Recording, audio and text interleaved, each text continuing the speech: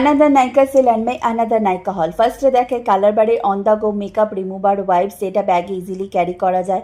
Next হলো chemist at play daily exfoliating body wash. আমার chemist at play face স্ক্রাবটা use করে খুবই ভালো লেগেছিল, তাই এবারে বডি ওয়াশও ট্রাই করার জন্য নিলাম।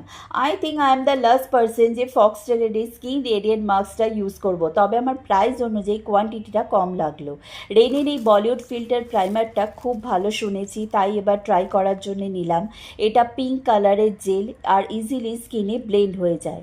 এটাও আমার new try Lakme be jewel eye tint. এটা আমার এবারে পারচেস প্রোডাক্টের মধ্যে বেস্ট লেগেছে।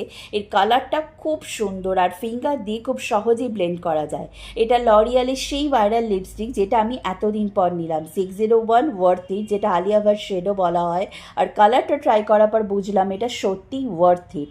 আর একেবারে লাস্টে দেখাই আমার রিপারচেস গার্নিয়ারে মিসেলো ওয়াটার। সব মেকআপ রিমুভার প্রোডাক্টের মধ্যে এটাই ভালো লাগে, তাই আমি এটাই রিপারচেস করতে থাকি।